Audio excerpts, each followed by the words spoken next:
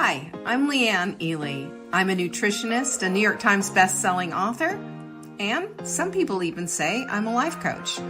I started the Daily Dish Show to share my story, my truth, and my journey to vibrancy, and to inspire others to do the same. Because it's all about grit, perseverance, and finding a way despite the odds. It's about embracing the whole woman, not just the parts that are easy to love, and feeding her heart, mind, body, and soul.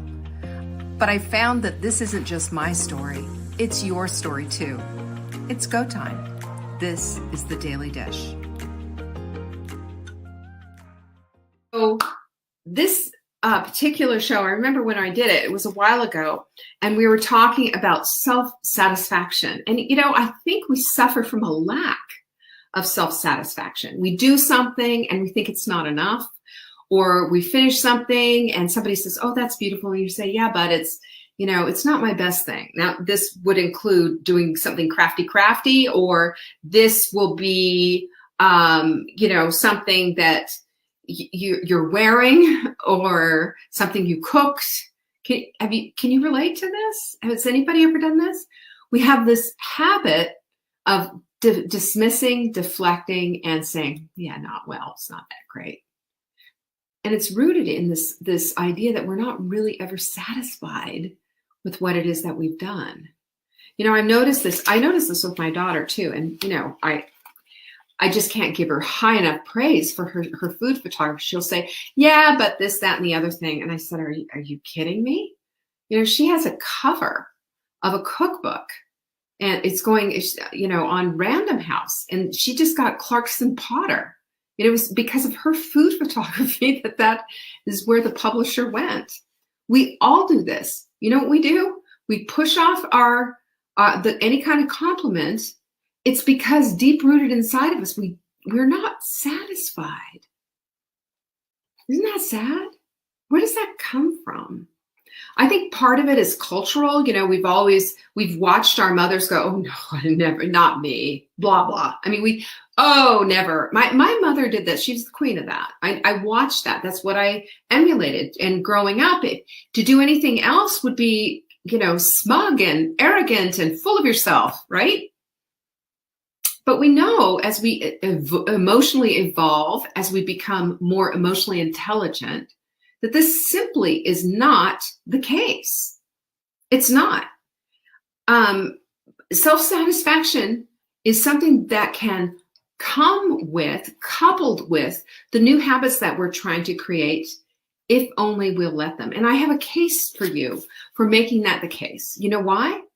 When you start to congratulate yourself on doing this, when you start congratulating yourself on the fact that you showed up and that you did it, and you're self-satisfied and you're high-fiving yourself. You remember the BJ Fogg, Tiny Habits guy?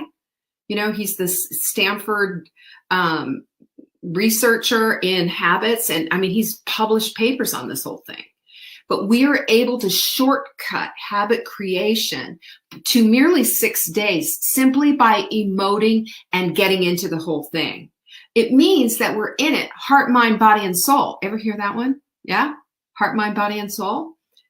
We know that when it's not just one thing, but it's all the things, then we are fully 100% invested into that particular thing. Right? That's everything. That is everything. Autumn, I am so glad to see you. I was thinking about you today in the shower. I know, it sounds bizarre, but I was thinking about you today in the shower. I was wondering how you were doing. I hadn't seen you. Anyway, if we don't get to this place of self-satisfaction, I think the self-satisfaction we can back burner for a minute, exactly what I'm talking about. If we don't get to this place of self-satisfaction, then we are in this place of two pains, right? We don't ever get to this place. The self-satisfaction is basically getting your participation trophy, right? No matter how you did it, at least you did it. You showed up. You should get a participation trophy. Let that be good enough. Let's do that, right, for ourselves. But beyond that, there are two types of pain that we have to go through to get to the place of self-satisfaction, if we're even going to get there at all. And that is that we have the pain of regret versus the I don't wanna. I don't know how many times I just don't wanna. Nah, just blah, blah. I don't want to do that. Or there's the pain of not doing it and then having the regret later saying, I should have. Right? And it's just this constant conversation that's in your head. And it's the focus that's the problem, because the focus is on all of that instead of just saying, you know what, shut up and just show up and just do it. Your gym's downstairs. You don't have an excuse. Your stuff is right here. You don't have an excuse. You can hit YouTube anytime. Just do it. You don't have an excuse. You can squeeze 10 minutes in here. We have Jocelyn, and she's here. Jocelyn did a 4-minute workout at work in her bathroom at her office. Hello? We don't have excuses. They have travel blenders. They're less than $20. You can buy them on Amazon. We don't have excuses. We can do whatever it is that we need to do, but we don't. We don't. And let alone this whole idea of self-satisfaction. We don't even get there because we're so stuck in the I don't want us, and then, possibly living in the regret later from not doing it. So like I said, there's two kinds of pains. What if we decided to, like BJ Fogg said, focus on the results. Focus on the results. See yourself high-fiving yourself. See yourself checking it off the box. See yourself putting a gold sticker on your calendar. Whatever it is that you do that basically confirms what you just did, and 2, congratulates yourself, and says, yeah, you did that. That in and of itself is enough. That little gold star, self-satisfaction. I don't know about you, but I just found my gold stars after our move. I just found them and I said, yeah, I want those gold stars. Gold stars are everything. Gold stars help me to become even better from the day before, because when you see all those stars, it's an amazing thing. And Peloton sends you your calendar. I worked out 24 days last month. I didn't know that. I just mostly showed up. There were Sundays, I stayed in my pajamas. I told you about my Sundays. They're just very quiet and lazy usually, unless we decide to go on the boat or whatever. But I'm certainly not getting all gussied up. I'm certainly not putting mascara on that day. It's a different kind of a thing. But when you see the accomplishment, you get the self-satisfaction right there. And I don't think you should look at that and say, 24 days, you could have done 25, Leanne. You could have done 26. I almost did. Because that's how we take away and subtract from that feeling of accomplishment, because that's what self-satisfaction is accomplishment and congratulating yourself that you went there. And I believe that when we keep this deflection and dismissive attitudes up, what we're doing is living in the world of it has to be absolutely perfect or it's just nothing at all. And I think that that's a big pain. So if we focus on the outcome, that's going to help us create victory over the I don't want us or the having the regret later. So we make all those, the delay tactics are pretty stunning, aren't they? Let me ask you this. I'm just going to throw a load of wash in first. Oh, let me get the kitchen cleaned up. I've got to make these phone calls first. Once I do this, then I can get to that. Have you ever done this? Have you ever taken something that you said was a priority, dismissed it so much, and put everything else in front of it that it just never got around to getting done that day? Ever? Anyone? Am I the only one? Am I the only one that does that? Oh, well, you guys, maybe you should be talking about this stuff. I'm just here to confess. That's what this is, Confessionals Tuesday. That's what this is. But the delay tactics and procrastination start to diminish. I will tell you this, though. Once we stop doing the other things before.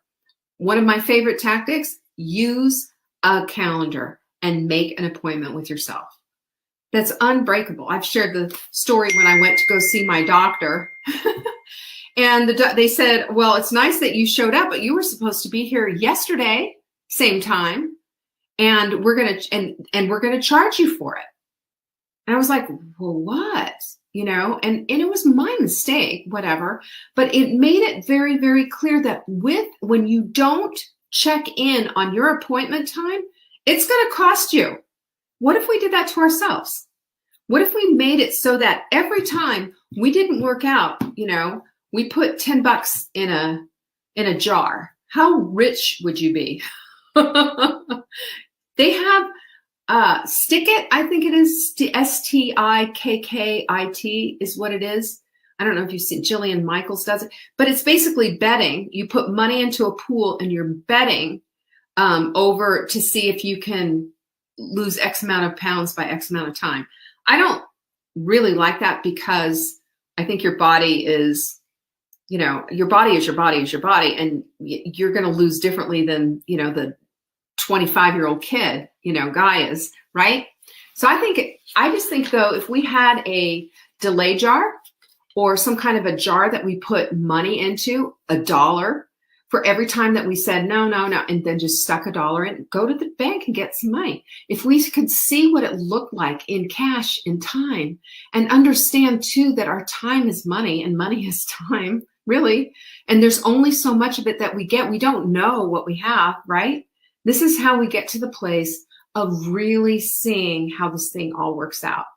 Yeah, I mean, Gian, I do the same thing. I use a planner and what have you, but even still, and I mean, my planner is upstairs on the coffee table. I've got my planner and, my day is planned out accordingly. And at 10 o'clock, I'm supposed to show up for working out. Yeah, like a swear jar. Exactly, Lucy. Exactly like a swear jar. But you know what I did today? I got caught up instead in my stack of stuff going through, like, what am I going to do for today? What's it going to be? And what is all of this? Oh, I've got to go get this done and get this done. And my time just went away. So tomorrow, because I'm not going to allow that to happen, I'm going to set my alarm. That alarm is going to get set, and that's going to say, chop, chop, get your butt downstairs. Already dressed, already ready to go. But, that's my whole point. And we have the opportunity to do this at any time, is to figure out, analyze, and find the bug, find the thing that's tripping us up, and find something else that's going to ensure against us not doing this anymore. Because the I don't want us are always going to show up. I mean, nobody is immune, not a soul. The difference is that the I don't want us just hang out. I don't want to, and then you start thinking about all the I don't want is. What we need to do is move the focus. You say, I don't want to, you say, but I want to feel like this after I'm done. I want to feel victorious. I want to feel proud of myself. I want to high five myself. I want the gold star on my calendar. So there's a technique involved in all of this, and it's number one, and it's putting your focus on the thing that you really do want. Seeing yourself victorious, seeing yourself sweaty, seeing yourself high-fiving yourself and writing it down and putting a big check, whatever it is that you do. There's a story about Jim Carrey, by the way. Have you heard this story before? He wrote himself a check for $10 million. And he said, in 10 years or less, I am going to be getting a check from the studio for $10 million for a film role. At this point, he was barely, playing crummy clubs and as a comedian and what have you. And in less than 10 years, he was given a check for $10 million for Dumb and Dumber. And he has that check. He showed it and he explained his whole mindset with it. But his mindset was focused on the outcome that he wanted. It was, and you can like Jim Carrey or not like Jim Carrey. The guy who does Medea, what's his name? Why can't I think of his name? But that guy, I don't really care for his humor. But you know what? Watch him. He's a motivational speaker and a half. He's a billionaire. He has created his own studio and his own company out of something that used to be a Confederate prison. Isn't that funny? In the Atlanta area, and employs a lot of Black actors and what have you. This is examples of people who are focused on the outcomes and not the garbage in front of them. And that's the whole thing, is when we can start focusing on the things that we want, we can start dismissing the I don't want us and just say, it's like having, a yappy dog going, play with me, and just say, here's your ball, throw it and run, getting out of the way. Tyler Perry, thank you.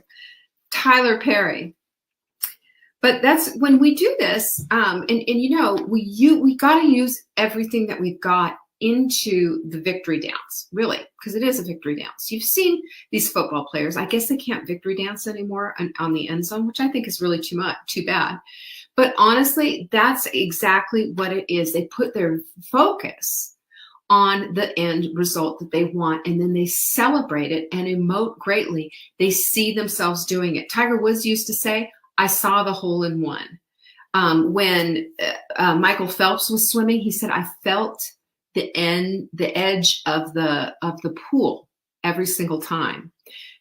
So when we do all of these things, we are setting ourselves, that focus is very self-satisfying because we can see the end result of the thing that we want rather than get all wrapped up in the I don't want it. The I don't want it is whining.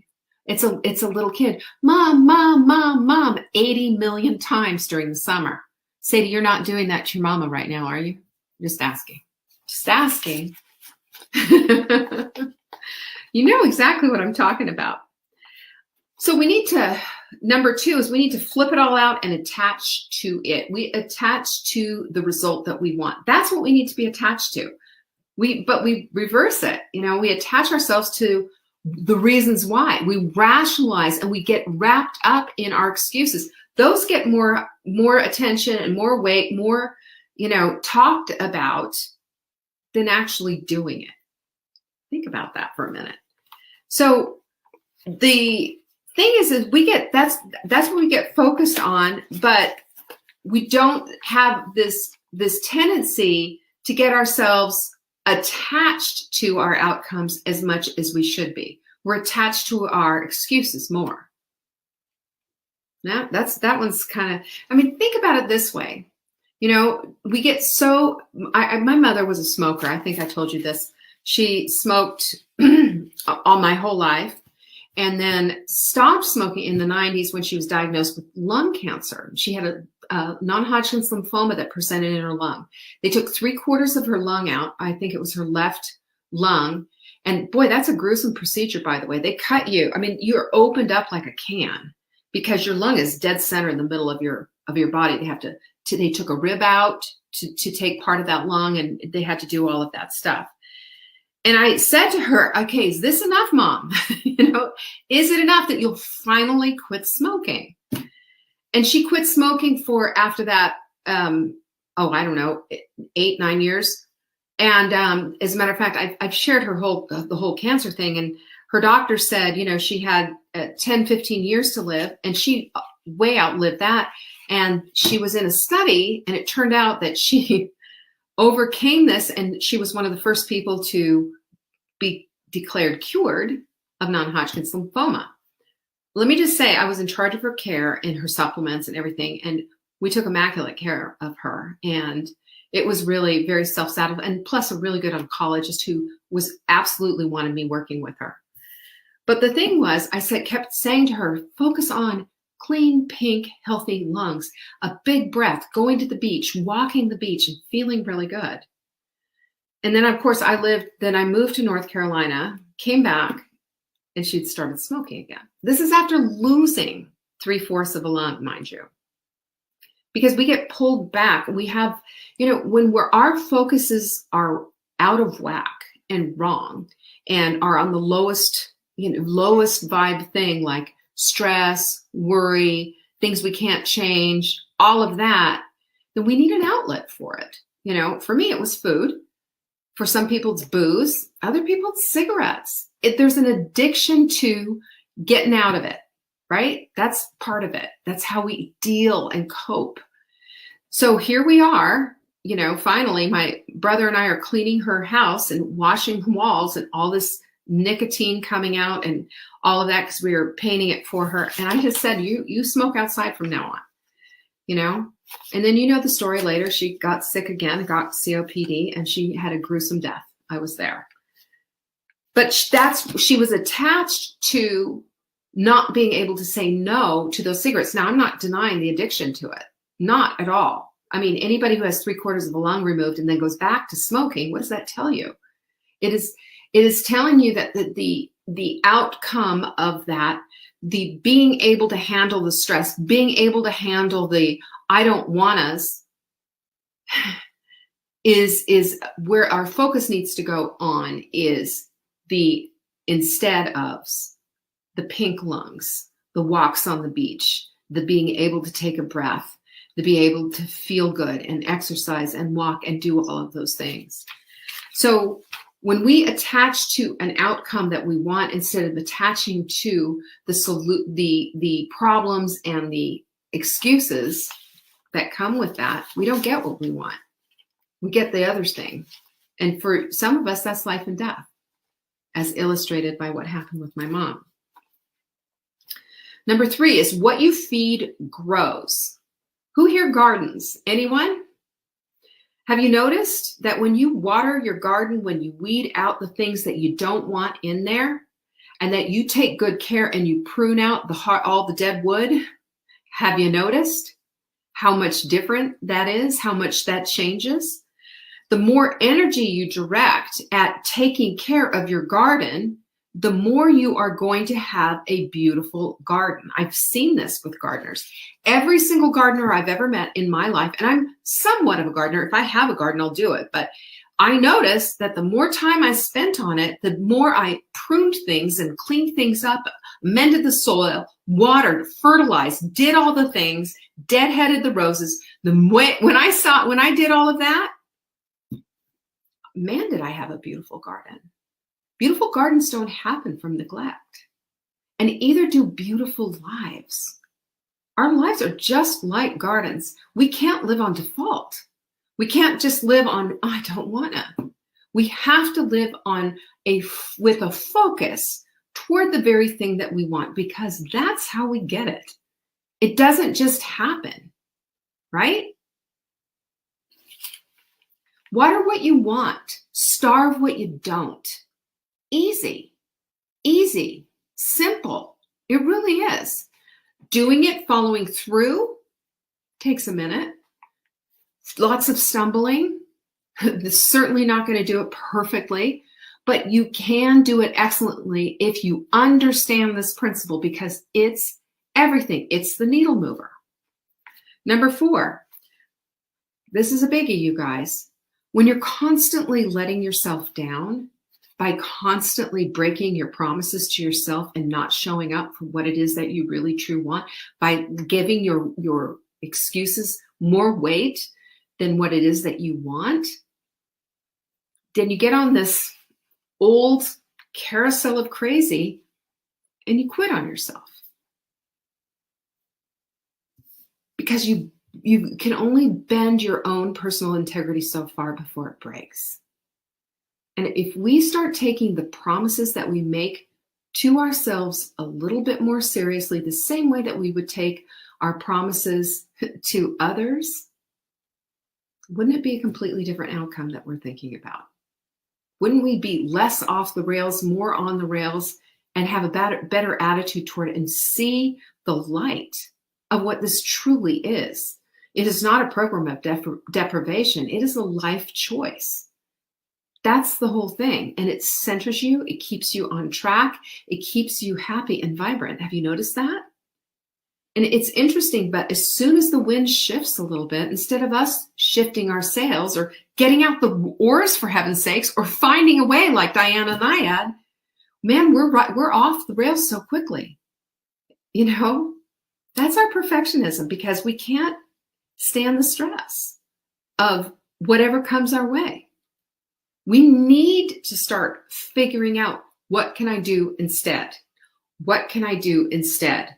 My normal thing is to light up a cigarette, have a glass of booze, or, go to the pantry and eat the Chips Ahoy, whatever. What can you do instead? Write it down, for heaven's sakes. This is your life we're talking about. We have to get to the place of understanding that we can create and write out exactly what it is that we want and follow the directions.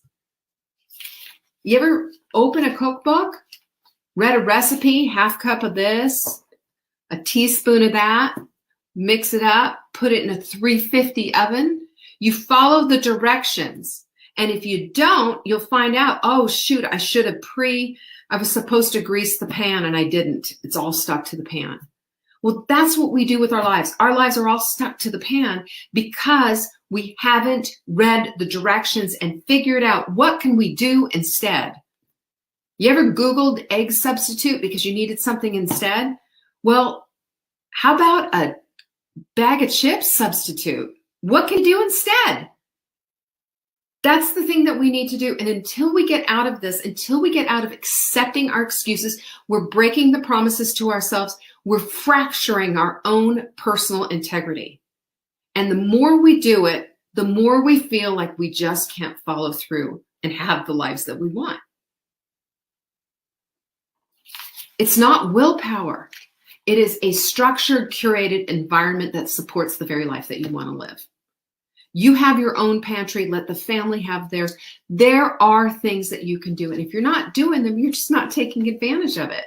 You've just decided that it's better to default to this instead. Find another addiction, okay? I mean, find an addiction. Go work out. Go do something. Go outside. Walk. Breathe. Meditate. Anything. But repetition, routine will always out-trump at any time having willpower. Your environment is everything. Repetition is everything. Routine is everything. That's the rut you want to be in. Willpower and grinding it out doesn't last, by the way. It's exhausting, and it just shows you how long you can basically bite on a stick and take a shot of whiskey. It doesn't last at all. And it is overtired. It is over crazy. You can't use it. This is how you feel will propel you more to the same. Repetition helps to anchor the good stuff that you want and to stay with it. That is everything. It's an anchor. It's an anchor. That's what your routine does. That's why we set up a morning and an evening ritual in Take Back Your Life. This is why we write down our goals every day, and we only have 3. This is why we're writing down things that say things of gratitude, 3 things that make us full of gratitude every single day. It's to get that focus away from the I don't want us. This is why I recommend meditation, because it helps you to calm down so that you're not just like something happens and boom, you're in the pantry. This is so that we can develop some stamina. Stamina is different than willpower. And having a plan is a whole lot smarter than not. Self-satisfaction comes from doing a good job. We all want to hear, well done, my good and faithful servant, don't we? Well, don't you want to hear from yourself? I did a really good job. I'm really satisfied with that. You know, I've had victory today. I had victory today. I had victory today. I had a little flub last week on Thursday, but man, more times than not, I'm hitting my mark. And I'm really proud of myself. All those gold stars showing up. That's the women we want to be, you know? Nothing gets easier. You just get stronger. What do you think? Peace be with you. See you tomorrow. Thank you for joining me today. You can find me on TikTok for daily tips to help support your most vibrant life. And remember, you are the author of your own story. Until next time.